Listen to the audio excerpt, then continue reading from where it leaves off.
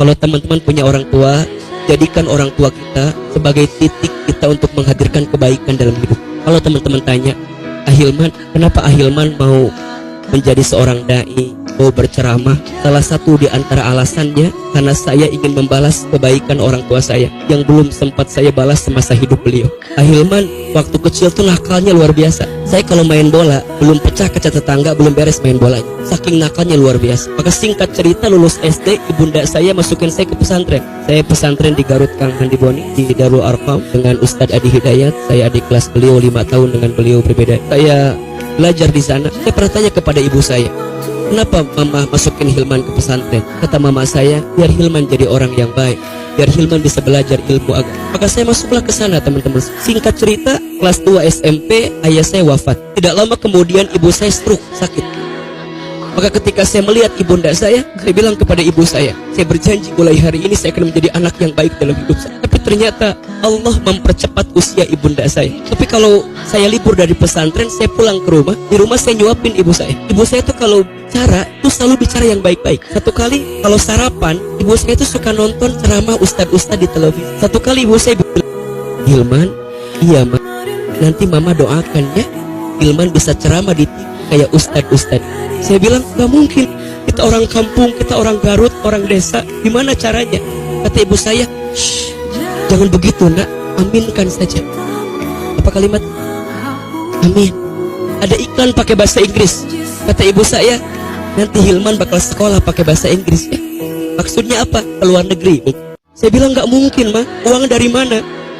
Almarhum ayah saya tukang jualan di pasar, ibu saya tukang jualan di pasar tradisional. Rasanya nggak mungkin ketika itu kita bisa sekolah kemana-mana. Kata ibu saya, jangan begitu nak, aminkan saja. Amin.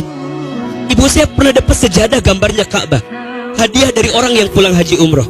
Setiap selesai sholat pasti baca talbiyah, labbaik Allahumma labbaik, labbaik la syarika lak labbaik. Satu kali saya peluk ibu saya tanya ibu saya, mama kenapa setiap selesai sholat suka baca talbiyah? Kata mama saya, dipeluk badan saya, diusapin pipi saya. Hilman, mama ingin sekali berangkat ke Baitullah. Mama doakan ya, Hilman bisa bolak-balik ke Baitullah. Apa jawaban saya?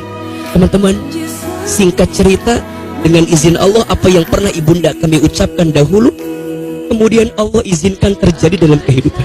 Ibu saya pernah bilang nanti Hilman bakal ceramah di televisi ya. Hari ini kesampaian, tapi saya sedih. Ibu saya tidak sempat nonton saya di televisi, karena Allah lebih duluan memanggil usia ibu saya sebelum saya tampil di televisi. Saya dapat kesempatan sekolah ke Jepang, dapat kesempatan safari dakwah ke Amerika, ke Kanada, ke Timur Tengah. Tapi saya sedih karena ibu saya tidak pernah tahu kalau anaknya pernah terbang ke sana kemari. Kita bisa membimbing haji umroh dengan izin Allah. Tapi saya sedih, tangan saya belum sempat membimbing tangan ibunda saya untuk bisa berangkat ke Baitul. Saya mau bilang begini ke teman-teman, kalau sekarang teman-teman tidak punya alasan untuk menjadi orang baik, cukuplah orang tua Anda menjadi alasan. Lihat wajah ibumu, lihat wajah ayahmu, lihat keringat ayahmu yang bercucuran setiap pagi sampai sore, lihat ibumu yang banting tulang merawat membesarkan dirimu. Itu yang akan menjadi kekuatan bagi kita. Mau sampai kapan kita di titik yang tidak baik dalam hidup, sedangkan orang tua kita menanti banyak kebaikan dalam hidup. Teman-teman, mau nggak membahagiakan orang tuanya? Ingin menghaji umrohkan orang tuanya? Ini kesempatan. Jangan habiskan waktu dengan hal yang sia-sia. Mohon maaf, sedih yang ada hari ini, Ustadz Handipun.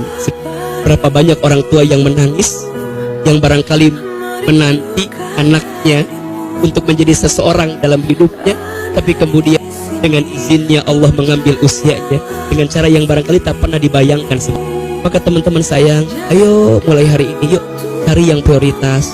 Kita mau kemana? Lihat wajah orang tua kita, itu tujuan kita yang mau kita perbaiki dalam hidup. Lihat adik kakak kita, lihat sekeliling kita, itu akan jadi kekuatan. Lihat teman-teman, tadi kata Ustadz Handiboni, ujian yang paling berat memang dari orang terdekat, tapi surga yang paling besar pun datangnya dari orang terdekat. Ada yang diuji dengan orang tuanya, ada yang diuji dengan pasangannya, ada yang diuji dengan anak-anaknya, ada. Tapi percayalah, ada juga orang yang masuk surga karena orang terdekat dalam hidup. Ada seorang anak yang waktunya dihabiskan merawat orang tua, surganya Allah buka karena merawat orang tua.